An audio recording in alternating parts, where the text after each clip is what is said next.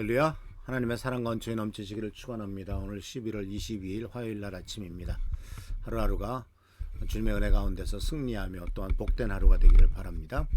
오늘 말씀은 어제 이어서 같은 말씀을 가지고 빌립보서 2장 1절에서 4절까지 나오는 말씀을 가지고 인간관계의 갈등을 해소하는 두 번째 말씀입니다. 어제는 경쟁심을 갖지 말고 하나가 되라 라는 말씀을 드렸고요. 오늘의 말씀은 3절 말씀을 근거로 말씀을 드립니다. 무슨 일을 하든지 경쟁심이나 허영으로 하지 말고 겸손한 마음으로 하고 자기보다 남을 낮게 여기십시오. 여기서 낮게라고 하는 것은 더 낮은 위치에 있다는 것, 더 훌륭한 사람으로 여기라 그런 얘기죠. 자기보다 다른 사람을 더 나은 사람으로 여기라 하는 말씀입니다. 자, 오늘 이 말씀 속에서 바로 이 말씀의 배경에는 어떤 말씀이 있냐면, 또 이 말씀의 뜻이 무엇이냐면은 바로 헛된 자만심에 근거한 어떤 일도 하지 말라는 겁니다.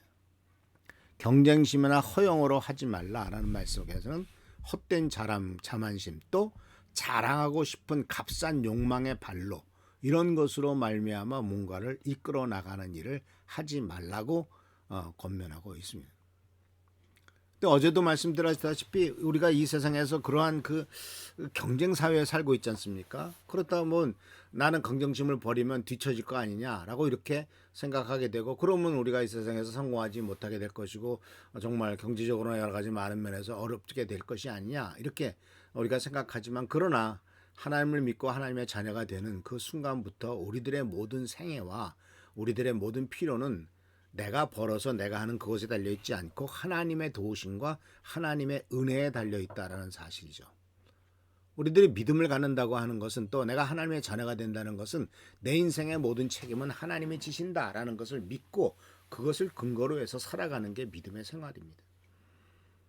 세상은 자기 힘과 자기의 노력과 또는 자기가 가진 어떤 실력과 또는 어떤 배경과 학벌과 이런 것 갖고 다 살아가려고 하지 않습니까? 근데 그런 것들이 다 성공적으로 될 수 있나요? 전혀 그렇게 되지 못하죠. 그래서 그런 사람들일수록 허영심이 많고 자기 자신을 자꾸 내세우려고 하는 모습들을 보게 되죠.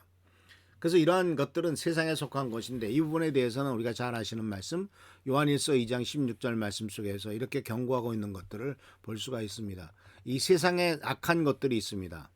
그것은 바로 우리 육신을 즐겁게 해주는 것, 우리 눈을 즐겁게 해주는 것, 우리의 삶에 대한 대자랑하는 것입니다. 이런 것들은 아버지께로부터 나온 것이 아니라 세상으로부터 나온 것입니다.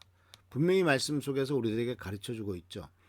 우리들이 추구하고 있는 것은, 또 우리들이 원하고 있는 것들은 바로 육신의 즐거움, 눈의 즐거움, 그리고 내 삶이 뭔가를 성취했던 것에 대해서 자랑하는 것.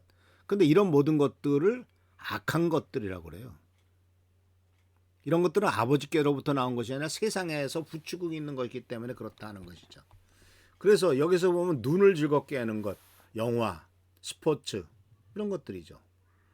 그리고 육신에 적응하는 것, 이런 육신을 즐겁게 해주는 것, 성적인 욕망을 채운다든가 이런 것들을 다, 그것도 이런 것들을 다, 심지어 이제 마약까지랑 이런 거리고, 이제 삶에 대한 자랑은 내가 성공해서 차를 어떤 거를 샀다든지, 또는 내가 어떤 집을 있다든지, 나는 어떤 몇백억짜리 집에 살고 있다든지, 이런 것들을 자랑하는 것, 이런 것들이 다 세상에서의 바로 교만과 자부심의 근거가 되는 거죠.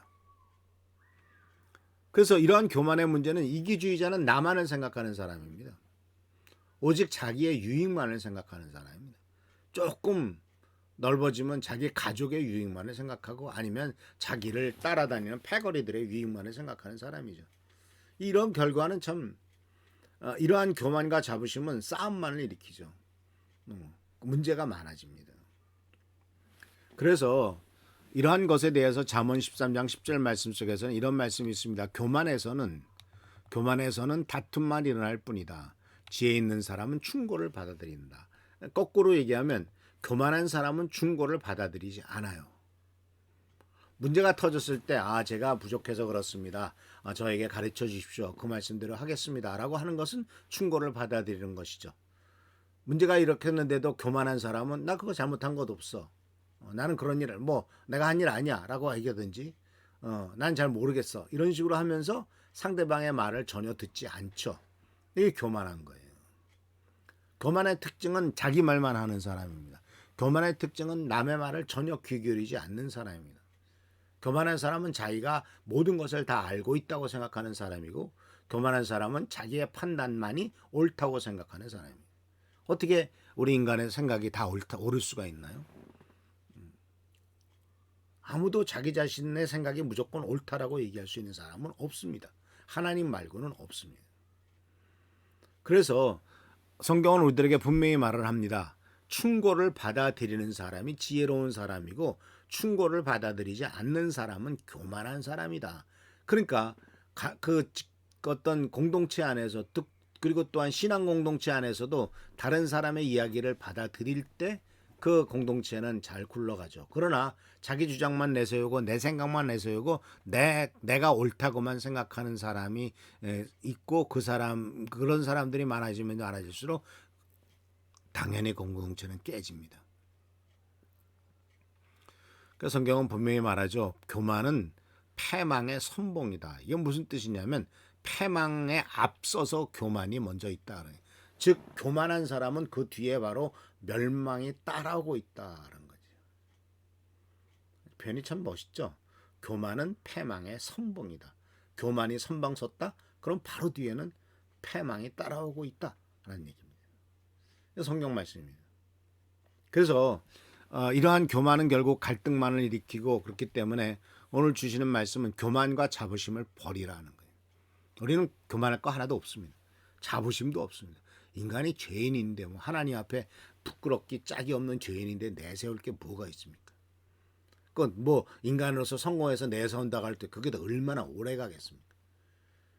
육신도 70, 80 넘어가면 점점점 다 쇠약해져서 빌빌거리고 죽어가는데, 권력을 잡아본 들에게 몇 년이나 가겠으며 높은 자리에 올라가는들 그게 무슨 의미가 있겠냐. 그래서 이런 교만과 자부심을 버리는 것이 바로 인간관계 속에서의 갈등을 해소하는 중요한 길이다 하는 것을 오늘 이 바울 사도를 통해서 배우면서 교만과 자부심을 버리시길 바랍니다. 어제는 경쟁심을 버리라고 그랬고, 오늘은 교만과 자부심을 버리고 겸손히 행하는 우리 모두가 되기를 축원합니다. 기도하겠습니다. 오늘도 하나님께서 우리들에게 귀한 말씀과 깨달음을 주셔서 감사드립니다. 우리들이 살아가는 삶 속에서도 주님께서는 분명히 우리의 인생의 방향을 보여주시고 기준을 보여주십니다. 교만하지 말라고 말씀하시고, 또 주님께서는 우리들이 아버지의 경쟁심과 아버지 하나님이여 그러한 생각을 버리라고 말씀하십니다. 이 주님의 말씀을 우리가 잊지 않도록 하시고, 하나님의 말씀에 순종함으로 하나님의 영광과 존귀를 돌리는 우리의 삶이 되도록 인도하옵시고, 또 평안한 삶, 또 공동체가 행복한 삶, 화목한 삶이 되도록 주님 도와주시옵소서. 주께 감사하고 예수 그리스도의 이름으로 축복하며 간절히 기도하옵나이다. 아멘. 오늘도 하나님의 사랑과 축복과 은총과 은혜가 넘치시기를 축원합니다. 할렐루야, 축복합니다.